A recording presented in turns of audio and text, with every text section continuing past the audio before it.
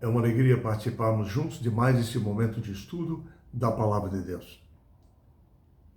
A segunda vinda de Cristo é um dos temas centrais da Bíblia. Nessa semana nós estudaremos como essa esperança tem alegrado e motivado os filhos de Deus ao longo dos séculos. Em todas as épocas, a esperança dos seguidores de Cristo foi pelo seu retorno a essa terra. Isso iluminou o futuro dos seus discípulos. Para eles não havia mais dor, sofrimento, perseguição, problemas. Nada poderia tirar deles a alegria dessa esperança. Para Paulo, o retorno de Cristo a essa terra era a bendita esperança. Ele confortou os tessalonicenses com a promessa de que os queridos mortos ressuscitariam quando do retorno de Jesus. Desde quando Adão e Eva receberam a promessa de que um descendente da mulher restauraria todas as coisas, patriarcas, profetas, filhos de Deus em todas as épocas têm aguardado o momento em que Cristo os levará de volta ao paraíso perdido. Os reformadores protestantes criam firmemente na promessa do retorno de Jesus. Para Wycliffe, era a esperança da igreja. Para Calvino, o evento mais feliz de todos. Mesmo quando o protestantismo foi dificultado na Europa, não apenas por perseguições e esfriamento, mas por divisões e conflitos internos, fervorosos grupos protestantes migraram para a América do Norte, formando as colônias que depois se tornariam os Estados Unidos. Os pais peregrinos que partiram principalmente da Holanda para os Estados Unidos, eles almejavam ardentemente pela vinda do Senhor. Porque, diziam eles, ela aponta para o fim do sofrimento, da dor, da morte, e inaugurará um tempo de paz, de justiça e de vida plena. Assim como os discípulos não entenderam inicialmente a característica, a natureza do reino de Cristo, muitas vezes ao longo dos séculos, muitos seguidores de Cristo não entenderam exatamente, não compreenderam suficientemente, em toda a sua extensão, aquilo que a Escritura Sagrada ensina sobre sua segunda vinda. Embora, por exemplo, reformadores do século XVI acreditassem no retorno literal e visível de Cristo à Terra, a compreensão da volta de Jesus, dos eventos finais, sofreu alterações do mundo protestante através dos anos. Muitos pregadores passaram a ensinar ideias como que ele viria para estabelecer um reino na Terra. Haveria a restauração de Israel e da cidade de Jerusalém, onde o Messias reinaria. Cumprir-se-iam as profecias condicionais do Antigo Testamento. Através do estudo do Novo Testamento, nós sabemos que aquelas profecias teriam ocorrido se Israel tivesse aceito a aliança do Senhor e permanecido fiel a Deus. Tivessem aceito a Cristo. Porém, o Novo Testamento nos mostra que eles rejeitaram a Cristo, e assim Cristo teve que estabelecer o Israel espiritual, a sua igreja, retornar aos céus. E um dia ele voltará para buscar o Israel espiritual para habitar com ele na nova Jerusalém celestial. Somente após o milênio é que a terra será restaurada. Muitos reformadores mesmo ensinavam que com a segunda vinda de Cristo se iniciaria um milênio de paz na terra após a sua segunda vinda.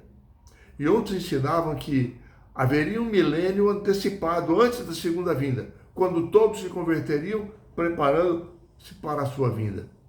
E muitos discutiam se a sua vinda seria visível ou apenas espiritual. Foi nesse contexto histórico, teológico do século XIX, quando após a Revolução Francesa, sociedades bíblicas foram estabelecidas e a Bíblia foi espalhada entre as nações, que surgiram muitos estudiosos das profecias bíblicas, voltados principalmente para o estudo da segunda vinda de Jesus. Assim como os reformadores redescobriram a mensagem da justificação pela fé nas Escrituras, muitos estudiosos do século XIX redescobriram as profecias sobre a segunda vinda de Cristo. Um desses homens foi Guilherme Miller.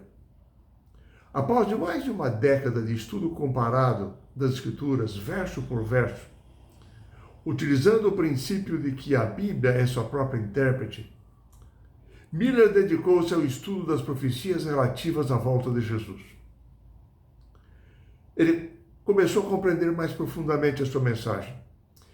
Ele verificou que a simbologia bíblica poderia ser identificada dentro da própria Bíblia. Animais, por exemplo, significavam reinos, a mulher significava a igreja, ventos, guerras, destruições. Miller observou, por exemplo, que o princípio dia-ano, cada dia em profecia corresponde a um ano literal. Esse princípio devia ser aplicado ao se interpretar as profecias de tempo constante das Escrituras. Quando Miller estudou as várias profecias de tempo sobre a volta de Jesus, ele percebeu que todas as profecias de tempo da Bíblia já haviam se cumprido. Então Miller pensou o seguinte: se houve uma plenitude do tempo, como diz a Bíblia, para a primeira vinda de Cristo, para a sua vinda como Messias à Terra, também devia haver uma plenitude do tempo para a sua segunda vinda. E Miller ficou muito intrigado com o texto de Daniel capítulo 8, verso 14. O texto diz: até 2.300 tardes e manhãs e o santuário será purificado. Miller aceitava a ideia comum de sua época da purificação do santuário, como sendo a purificação da terra por fogo ao final da história. Assim como Daniel, a princípio, não entendeu a profecia de 2.300 anos, assim também Miller não entendeu como calcular o início dessa profecia bíblica, a data do seu início. Porém, quando Miller debruçou-se sobre Daniel, capítulo 9, ele teve uma compreensão de tempo ampliada, assim como acontecera com Daniel quando teve a visão do capítulo 9. Quando Daniel recebeu a explicação de como calcular o início dos 2.300 anos. Assim é que Miller entendeu algumas coisas.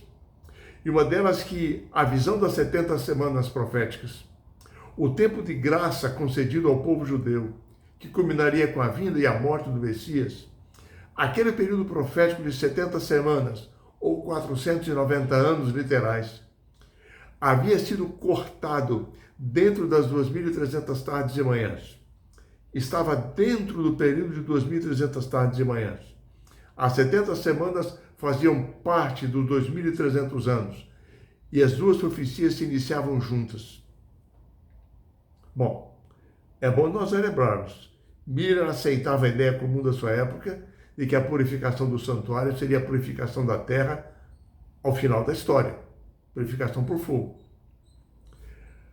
Assim, Miller concluiu que, se ele descobrisse o tempo exato do início das 70 semanas, ele também saberia o tempo do início da profecia dos 2.300 anos, quando se cumpriria essa profecia.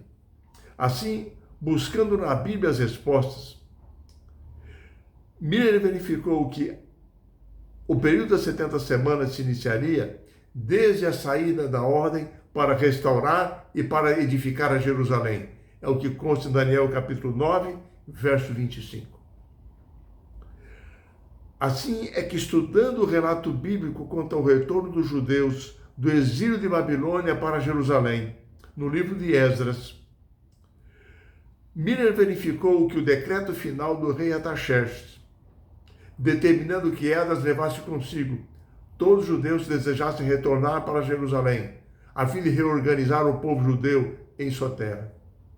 Miller verificou que o decreto de Artaxerxes ocorreu no outono do ano 457 a.C. Miller já havia comprovado que as 70 semanas eram a parte de 2.300 anos. Então ele pensou, se os 490 anos, que se iniciaram em 457, haviam se cumprido com exatidão, assim também os 2.300 anos iriam se cumprir a partir de 457 a.C.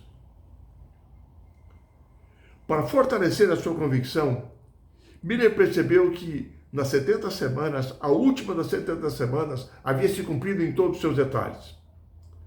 No ano 27 de nossa era, Cristo havia sido ungido como Messias. No ano 31, ocorrera a crucifixão de Cristo, o fim do cerimonial judaico na metade da última semana das 70 semanas. Quando o Cordeiro de Deus foi morto pela humanidade e cessaram-se aqueles sacrifícios dentro do plano da salvação.